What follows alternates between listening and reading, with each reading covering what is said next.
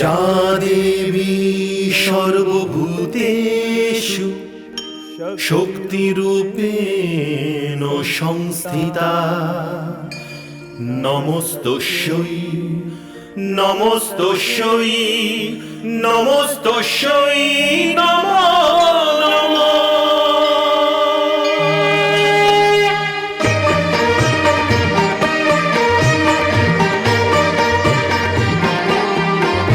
হে মা তুমি ভবতারিণী দুঃখ যজ্ঞ বিনাশিনী, হে মা তুমি ভবতারিণী দুঃখ যজ্ঞ বিনাশিনী, হে সর্বমন্ত্র মহিমা তুমি সর্বদানব ঘাতিনী, হে সর্বমন্ত্র মহিমা তুমি সর্বদানব ঘাতিনী, হে তারিণী হে তারিণী নারায়ণী নারায়ণী শক্তি তুমি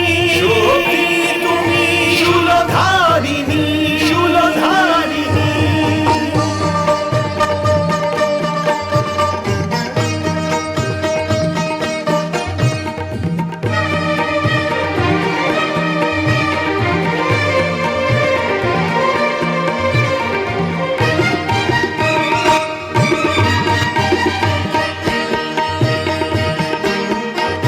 গগন তোমারি রচনা, তুমি পাতালেরই রচিতা, তুমি জননী হে পালিকা, সৃষ্টির স্থিতি সংহারিকা, সৃষ্টির স্থিতি সংহারিকা। ঘন শ্যামর ভূপতিতে বিলীন তোমারি কল্পনা, শূন্য তুমি তুমি পূর্ণমা হে জগদ্ধাত্রী কালিকা, কাটায়নী সুরবর্ষিণী তুমি মহিষাসুর মর্দিনী, হে তারিণী হে তারিণী নারায়ণী নারায়ণী শক্তি তুমি শূলধারিণী শূলধারিণী। ओम नमः शिवाय, ओम नमः शिवाय, ओम नमः शिवाय, ओम नमः शिवाय, ओम नमः शिवाय, ओम नमः शिवाय, ओम नमः शिवाय, ओम नमः शिवाय, ओम नमः शिवाय, ओम नमः शिवाय, ओम नमः शिवाय, ओम नमः शिवाय। পুত্রী আমার, তোরই দশা। মহারাজ তো বলেছেন ओम नमः शिवाय, যে তুই গিরিরাজের পুত্রী, কোনো বিপদ ওর কিছু ক্ষতি করতে পারবে না। ओम नमः शिवाय, আর তা সত্ত্বেও পুত্রী, তোর এই দশা। ओम করিস না नमः এরকম কঠিন তপস্যা। शिवाय, পুত্রী নিজের ধ্যান ভেঙে ফেল। ओम नमः शिवाय, তোর মাতা তোকে এই অবস্থা দেখতে পারবে না পুত্রী।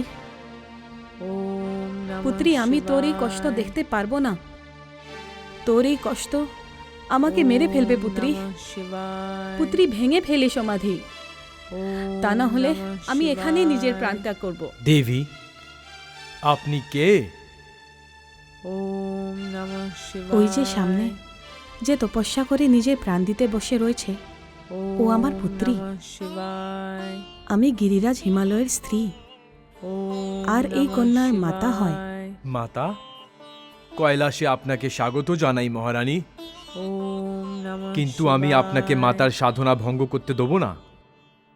আপনার বিলাপ ओम আমার नमः ধ্যান ভঙ্গ করতে পারে, शिवाय, তাহলে আমার মাতার সমাধিও ভঙ্গ করতে পারে। ओम नमः তুমি মাতা ও शिवाय, পুত্রীর মধ্যে আসবার কে?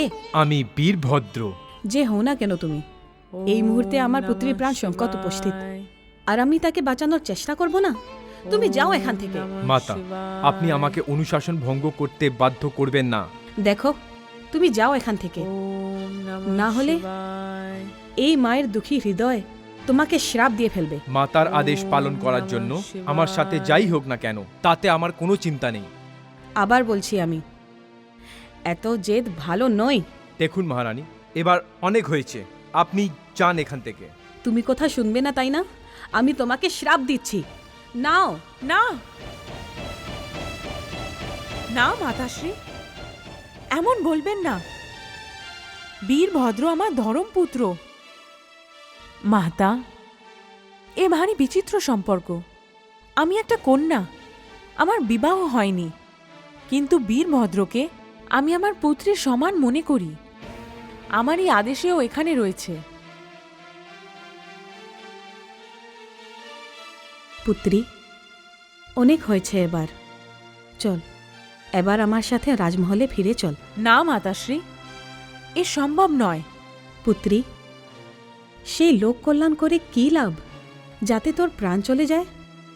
আর সেই শিব কেমন, যে তোকে এত কষ্টে দেখেও তোর প্রতি প্রসন্ন নন? ব্যাস মাতাশ্রী, ব্যাস। আমার দেবাদিদেবের বিষয় কিচ্ছু বলবেন না। আমি আপনার বড়ই সম্মান করি, আমি আপনার আদরের কন্যা। কিন্তু শিব আমার আরাধ্য, আর ওনাকে বররূপে পাওয়া এটাই আমার একমাত্র লক্ষ্য। আপনি আমার সমাধি ভাঙলেন, এটা ভালো করলেন না। আর বীরভদ্রের শ্রাপের ভয় আমার ধ্যান ভেঙে গেল।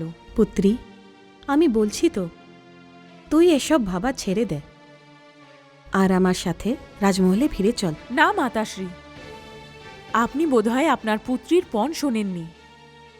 হয় আমার প্রাণ আসবে, না হলে প্রাণ যাবে। কিন্তু পুত্রী, মাতাশ্রী, আপনার কাছে আমার মিনতি যে আপনি যত বেশি এখানে দাঁড়াবেন, আমার পথের বাধা ততই অধিক বাড়তে থাকবে। আমি হাত জোর করে বলছি, আপনি আবার রাজমহলে ফিরে যান। এটাই আমার শেষ সিদ্ধান্ত, যা অটল। পুত্রী, মাতাশ্রী, মাতাশ্রী, আমি আপনাকে কি করে বিশ্বাস করাই যে আমি এখান থেকে যাব না? আর আমার কাছে আপনাকে বিশ্বাস দেওয়ানোর মতো শুধু আমার প্রাণ আছে, আর আমি এক্ষুনি এই মুহূর্তে তা ত্যাগ করতে পারি। না না পুত্রী, আমি তোর ক্ষমতা ও শক্তির সাথে ভালোভাবেই পরিচিত। আমি চলে যাচ্ছি এখান থেকে পুত্রী। আমি আপনাকে প্রণাম করছি মাতাশ্রী।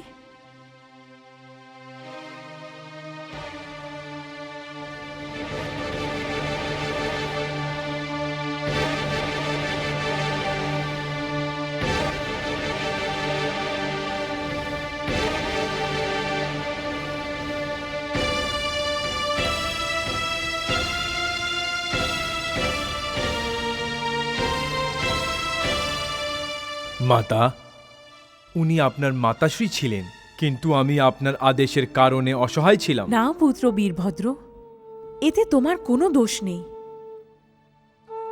যাও পুত্র, এবার তুমি গিয়ে বিশ্রাম করো।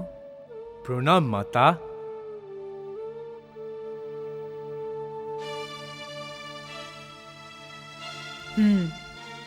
এখন ধ্যান যখন ভেঙেই গেছে, তাহলে গিয়ে দেবাদিদেব মহাদেবের দর্শন করে আসি। গিয়ে দেখি তো যে আমার স্বামীর স্বাস্থ্য ঠিক আছে কিনা।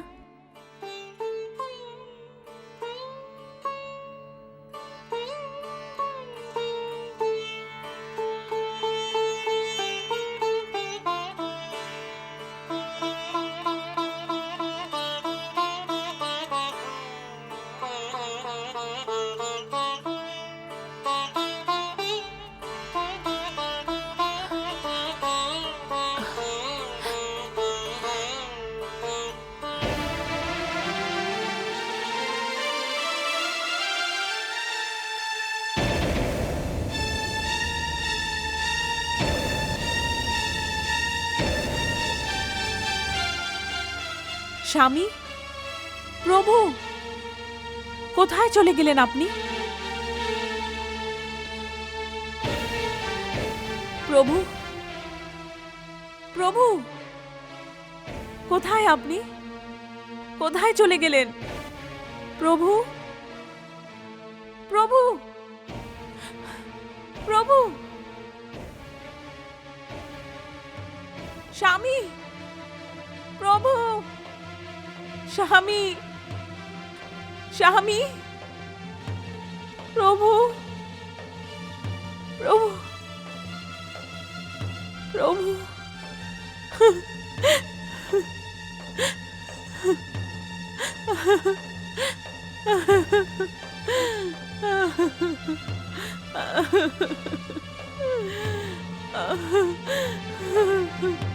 হে স্বামী,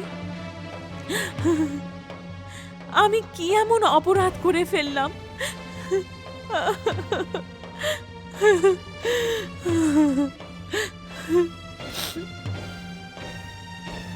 হ্যাঁ, হ্যাঁ, নিজের অপরাধ আমি বুঝতে পেরে গেছি। আমি জেনে গেছি নিজের অপরাধ। আমি আপনার সমাধি ভঙ্গ করার জন্য তপস্যা করেছিলাম,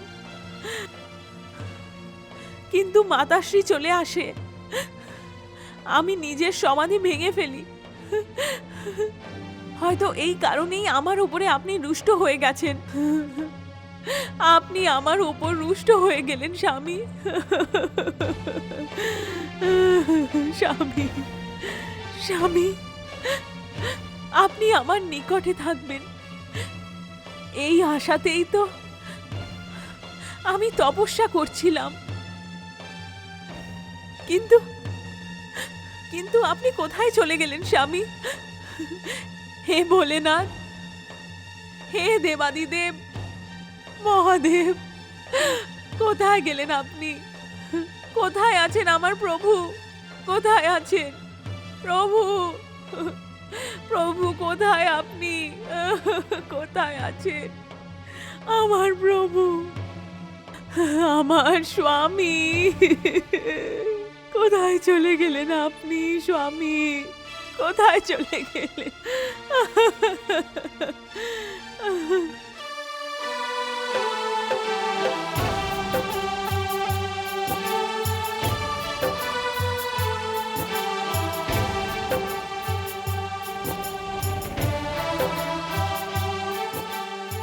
স্বামী,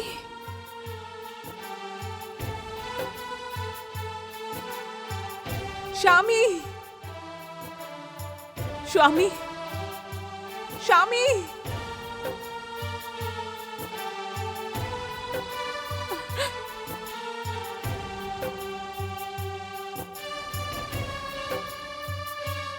স্বামী, স্বামী, স্বামী, স্বামী, ভোলেনাথ, স্বামী,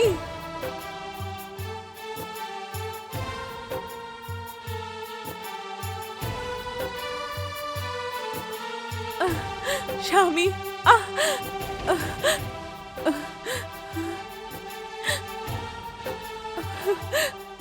স্বামী, ভোলেনাথ,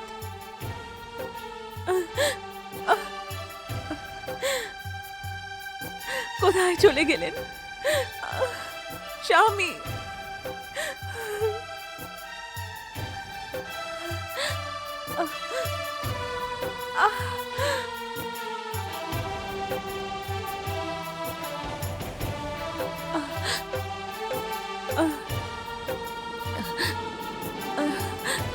স্বামী,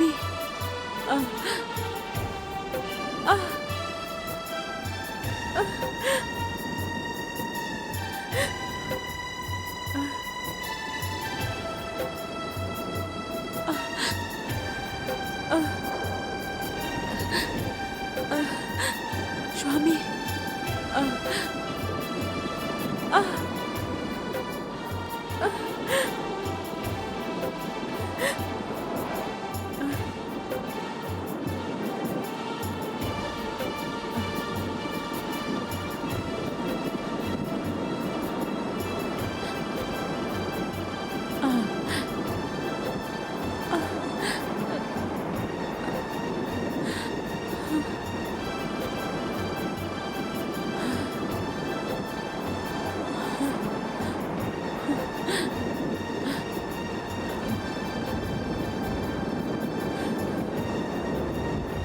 প্রাণেশ্বর,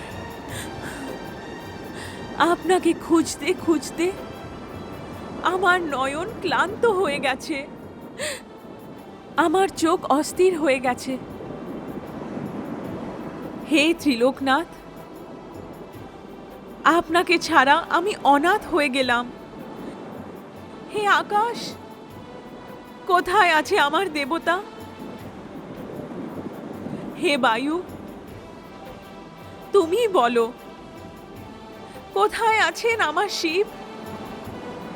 হে কৈলাসপতি, আমার মৃত দেহকে বাহুতে নিয়ে আপনি কত বন, জঙ্গল, নদী, পর্বত পার করতে থাকলেন, এক লোক হতে অন্য লোক ভ্রমণ করতে থাকলেন।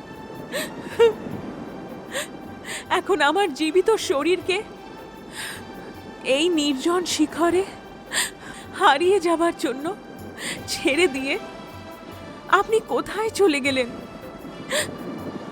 আমার তো এই জীবন ব্যর্থ হয়ে গেল। শক্তির জীবনের আধার হলো শিব। শিব ব্যতীত এই জীবনের কি দাম?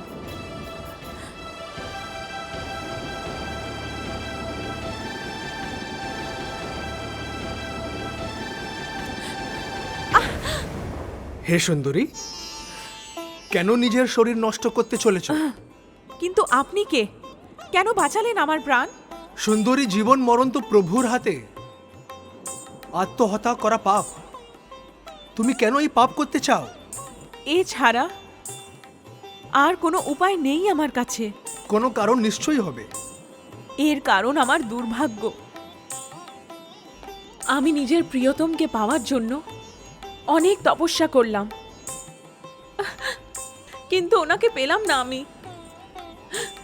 আর ওনাকে ছাড়াই জীবন ব্যর্থ। যদি নিজের প্রিয়তমকে পাওয়ার জন্য তুমি তপস্বিনীর বেশ ধারণ করেছো, আর এত ঘোর তপস্যা করার পরও তুমি তাকে পেলে না, তাহলে আমি বলবো যে তোমার প্রিয়তম বড়ই হৃদয়হীন, খুব নিষ্ঠুর, নির্দয়ী। কে সে ব্যক্তি? দেবাদিদেব মহাদেব। মহাদেব? হ্যাঁ, ওনাকেই পতিরূপে পাওয়ার জন্য তপস্যা করেছি আমি। তুমি সত্যি বলছো না পরিহাস করছো? এটা সত্যি। এমনই আকাঙ্ক্ষা আমার। সুন্দরী, খুবই অদ্ভুত তুমি। তপস্যাই করতে হতো তাহলে ইন্দ্রের মতন কোনো দেবতার জন্য করতে। ব্যাস, দয়া করে চুপ করুন আপনি। এরপরে আমি আর একটা কথাও শুনতে চাই না। আমার কাছে এই কথা গলিত সীসার সমান, যা আপনি আমার কানে ঢেলে দিয়েছেন। আমি সত্যি বলছি দেবী, আপনার তো প্রসন্ন হওয়া উচিত। আচ্ছা, ইন্দ্র নয়, অন্য কোনো দেবতা, কুবের হোক, বরুণ হোক বা অগ্নি হোক, এরা সকলেই প্রতাপী দেবতা। এরা আপনার সুন্দর না, রূপ। আমি আপনার সাথে আর কথা বলতে চাই না। দয়া করে এখান থেকে চলে যান। না সুন্দরী, আমি এখান থেকে যাব না, কিছুতেই যাব না। যদি আমি এখান থেকে চলে যাই, আপনি আত্মহত্যা করে বসবেন, আর আমি এরকম হতে দেব না। আপনার মতন সুন্দর স্ত্রী বিবাহ না করে সংসার থেকে চলে যায় না দেবী। আপনি জানেন না, কিন্তু সমস্ত দেবতাদের চিনি আমি। এবার সংকোচ করবেন না, আমাকে বলুন, স্বামীর রূপে কোন দেবতা চান আপনি? মহাদেব, মহাদেব, মহাদেব। উনি ছাড়া স্বপ্নেও আমি আর কারোর কথা চিন্তা করিনি। কিন্তু আপনি আমাকে যা বলেছেন তার উত্তরে যদি আমি আপনাকে দণ্ড না দিই, তাহলে আমার আত্মার শান্তি হবে না। দণ্ড? কেমন দণ্ড দেবী? যদি আমি নিজের মন, বচন, কর্ম সবেতে শুধুই নিজের মহাদেবের আরাধনা করে থাকি, তাহলে হে মা শক্তি, পরমেশ্বরী, এই বনে আমি এই অঘরীকে শ্রাপ দিচ্ছি আরে যে- না না দেবী, এটা আপনি কি করছেন? ছেড়ে দে, ছাড় আমার হাত, ছেড়ে দে, ছেড়ে দে। দেবী, এই হাত পাওয়ার জন্য আপনি এত তপস্যা করলেন, এত কষ্ট করলেন। এখন এই হাত আপনি পেয়ে গেছেন, আর আপনি সেই হাত ছাড়তে চান? আওয়াজটা খুব চেনা চেনা লাগছে।